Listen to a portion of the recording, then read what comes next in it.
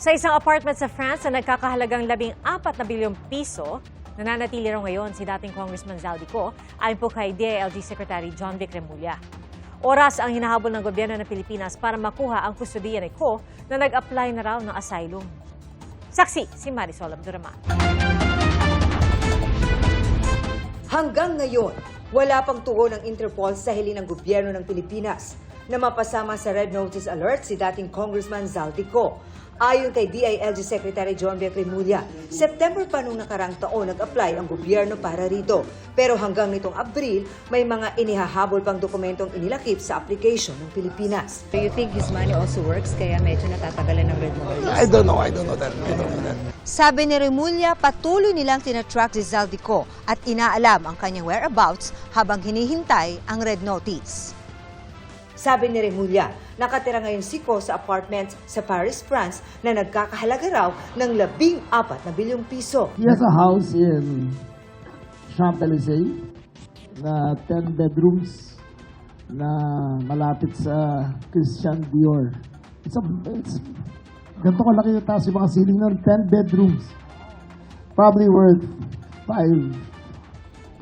maybe $200 million. Euros, yung isang bahay na gano'n.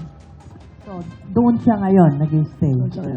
We cannot get him in any way we can. Red notice ang pag-asa. Red Notice na lang. Oras ang hinahabol ng gobyerno para makuha ang kustodiya ni Co bago maaprubahan ang hiling niyang asylum na magiging hadlang sa pagpapauwi sa kanya sa Pilipinas. We're working very hard. Hindi talaga convivial dyan. I'm confident na bago siya matapos yung asylum application niya, makukuha na natin si Saudi. Sagot naman ng abogado ni Co na si Attorney Roy Rondain.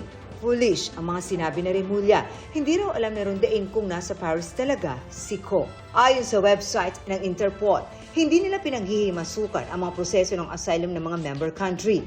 Nasa isang bansa na rin ang desisyon kung pagbibigyan o hindi ang hiling ng isang applicant. Pag-amin ni Remulla, siya ang nagbigay ng impormasyon sa Pangulo ukol sa pagkakadetain ni Co sa Czech Republic. He was detained for 36 hours. I was the one who informed the president of his capture. Nagpadala kami ng yung ambassador natin, nearest ambassador to the Czech Republic, pinadala namin kagad to coordinate yung military attaché. Pero huli na raw nang dumating doon ang mga abogado ng gobyerno, kasama si Acting Justice Secretary Frederick Vida. Naharap si Co sa mga kasong graft at malversation na may kinalaman sa mga manumalyo umunong flood control project. Kasong human trafficking naman sa Pilipinas ang kinakaharap ni dating presidential spokesman Harry Roque.